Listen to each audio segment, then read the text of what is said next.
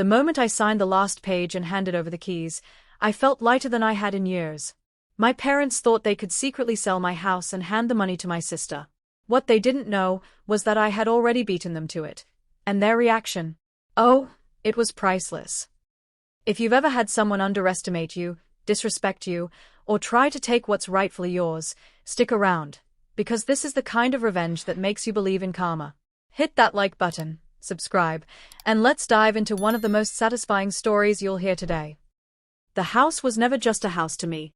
It was where the scent of my grandmother's cinnamon tea drifted through the air every winter morning, where the floorboards creaked in that familiar way, almost like they were greeting me when I stepped inside, where the wind hummed through the old oak trees at night, lulling me to sleep. It sat on a stretch of countryside my grandparents had worked for decades, whitewashed stone walls, a roof my grandfather patched himself, and a porch that wrapped around like an open embrace. The fields went on forever, so in spring it looked like the horizon was swallowed in a blanket of green. In autumn, those fields would blaze gold and rust under the sun. When they passed, the house came to me. It wasn't the logical choice. I wasn't the eldest, not the one with the big job in the city. I was the quiet middle child. The one who stayed behind. The one who spent teenage summers weeding the garden, fixing the chicken coop, repainting shutters that no one else cared about. My sister Sophie, on the other hand, couldn't have cared less. She used to roll her eyes at the place. It's just so old. No Wi-Fi. No real stores.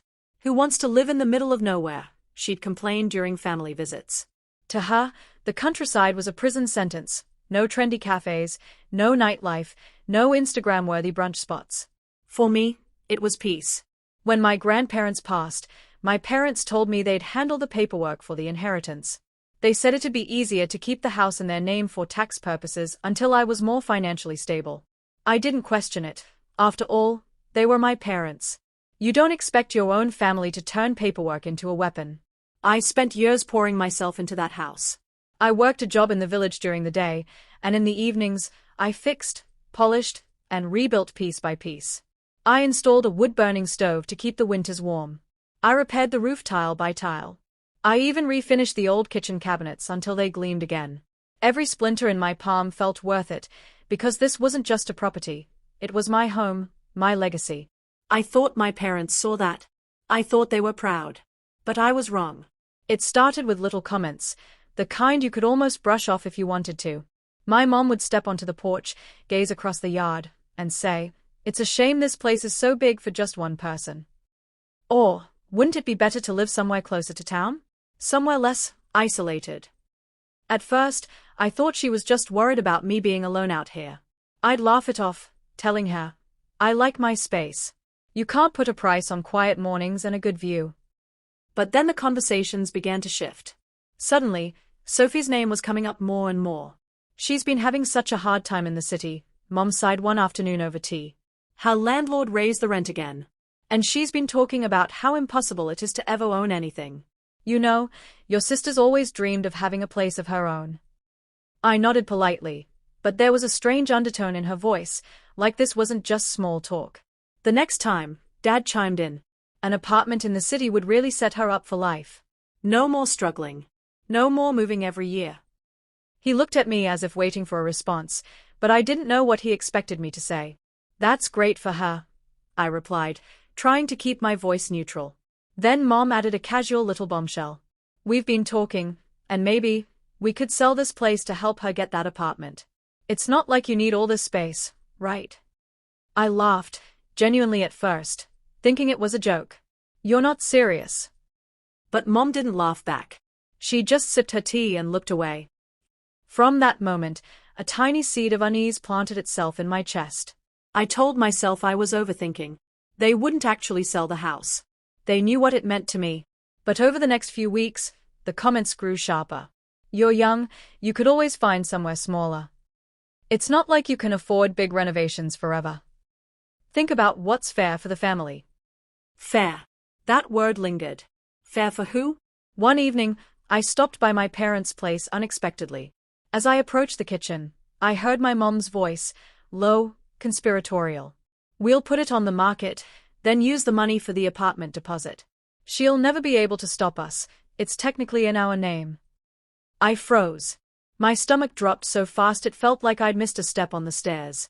The rest of their words blurred together in my head, something about timelines, buyers, and how Sophie deserved it more. I stood there, pressed against the wall, my hands going cold. Every nerve in my body screamed this can't be real. But it was.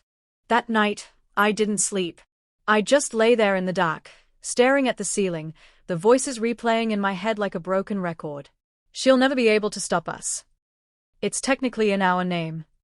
Each repetition hit harder, carving deeper into my chest. I thought about every year I'd spent out here, the winters I shivered through because the old boiler needed fixing, the countless weekends I stayed home repainting and repairing while Sophie posted pictures of bottomless brunches and shopping trips. I thought about the thousands I poured into keeping the roof from caving in, all without asking them for a dime. And they wanted to take it away. Not because they needed it. Not because they couldn't survive without it. But because Sophie wanted a city apartment and I was just convenient. Around 3 a.m., I got up and walked through the house in my socks.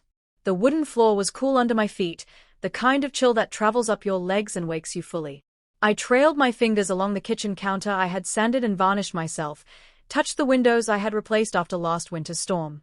It wasn't just wood, glass, and paint. Every corner held a piece of me. Every repair was a memory.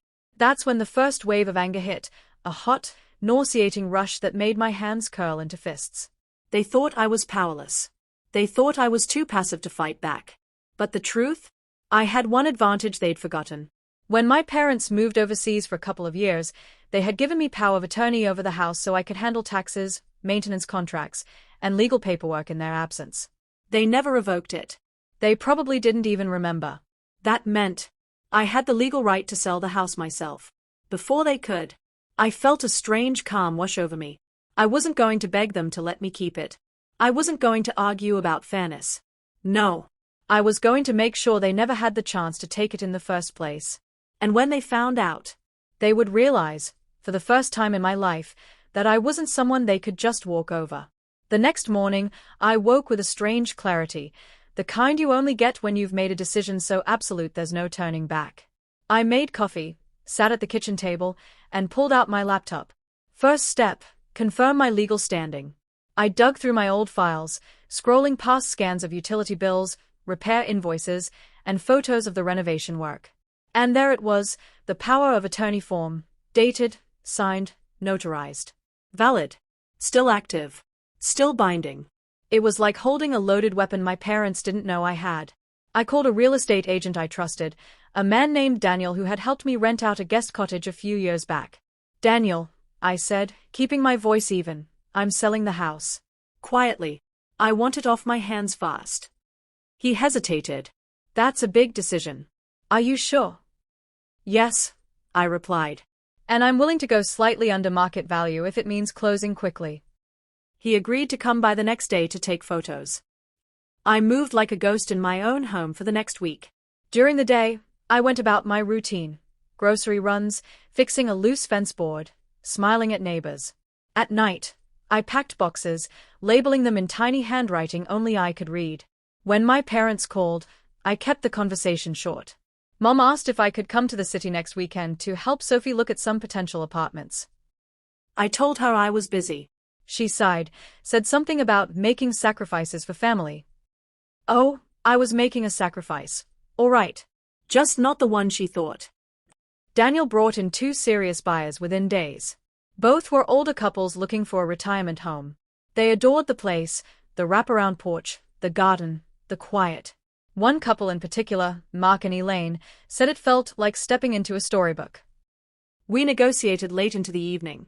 By the end of the week, they made an offer, lower than market, yes, but high enough to give me more than a comfortable cushion. And best of all, they could close in under 2 weeks. I signed the preliminary agreement with a hand so steady it surprised me. Every box I packed was a secret. Every step of the paperwork felt like slipping another brick into the wall between me and my parents' control. They thought they had months to plan their little heist. I was giving them days. The closing date came faster than I expected. One moment, I was double-checking bank details with my lawyer. The next, I was standing in his office, signing the last of the documents while the autumn light poured through the blinds. The final signature didn't just transfer the house, it severed the last thread of control my parents had over me. The funds hit my private account within 48 hours. The balance glowed back at me from the screen, a number so big it made my heart race. I sat there in silence, letting the reality sink in. It was done. They couldn't take what was already gone. 2 days later, I called my parents. "Hey," I said casually, "can you come by the house this weekend? There's something I want to talk about." They arrived late Saturday morning. The first thing they saw was the moving truck in the driveway, the back already half-loaded. Boxes stacked neatly. The garden furniture gone. Curtains drawn back, rooms echoing with emptiness. Mom's face tightened. "What's going on?" I wiped my hands on my jeans and smiled. "Oh, I probably should have told you. I sold the house." For a second, there was complete silence, like the air itself had stopped moving. Dad blinked. "You, what?" "Sold it. Closed earlier this week. The new owners move in Monday." Mom's eyes darted around like she was trying to find proof I was lying. "You can't just sell it. It's in our name." I pulled a thin folder from my back pocket and handed it to her. "Power of attorney. Remember? You signed it years ago. Still valid." Her mouth opened, then shut again. I could see the storm building in Sophie before she even spoke. "You're insane. Do you know what you've done? That money could've paid for your apartment." I cut in. "Yeah, I know. That's why I sold it. To make sure you never got the chance to take it from me." The color drained from Mom's face. Dad just stared at me, like I'd become someone he didn't recognize. And maybe I had. The silence that followed was thick, heavy enough to press against my ribs.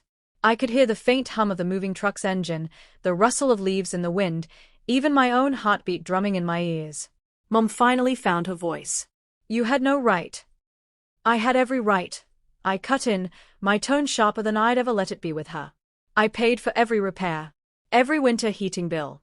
Every tax notice. You kept the title in your name for convenience, but this place? It's been mine in every way that matters." Sophie scoffed, crossing her arms. "Wow. Petty much." I took a step closer, meeting her gaze head-on. "Petty is selling your siblings' home out from under them because you want a new apartment in the city. This is me making sure you don't get to leech off me again." Dad finally spoke, his voice low but shaking. "We're family. We help each other." I laughed, a bitter, humorless sound. "Funny, I don't remember you helping when I was patching the roof in the snow or taking out a loan for the boiler. But sure, now that there's money on the table, suddenly family matters." I pulled an envelope from my jacket pocket and tossed it onto the porch table. It landed with a flat thud. Mom snatched it up, opened it, and froze. Inside was a single printed receipt from the bank. "Zero," she whispered, her eyes wide. "That's right," I said, keeping my voice even. "Every cent went into my own account. Legally. Untouchable. And before you think about lawyers, I had one handle the sale. Everything's airtight." Sophie's face twisted. "You're unbelievable." I gave her a small, cold smile. "No, Sophie. I'm done being unbelievable. I'm just done." I picked up the last box from the porch and walked to my car. As I slid into the driver's seat, I glanced back one final time. They were still standing there, my parents looking stunned, Sophie fuming, framed in the doorway of a house they thought they'd take from me. But it wasn't theirs anymore. It never would be. Driving away that day, I didn't feel guilty. I felt free. For years, I'd played the quiet, dependable one, the sibling who wouldn't fight back, the child who wouldn't question what's best for the family. But that silence had cost me more than I realized. This wasn't just about a house. It was about proving to myself, and to them, that I wasn't theirs to control. That I could draw a line and keep it. People say blood is thicker than water. But I've learned it's also a lot messier. Sometimes, the only way to protect what's yours is to stop asking for permission and take it. And I took it. If this story gave you goosebumps, hit that like button and share it with someone who needs to hear it. Now I want to know, what's the most satisfying moment of karma you've ever seen? Drop it in the comments below, because I read every single one. And if you want more stories like this, raw, emotional, and with the perfect revenge, make sure you subscribe and turn on notifications so you don't miss the next one.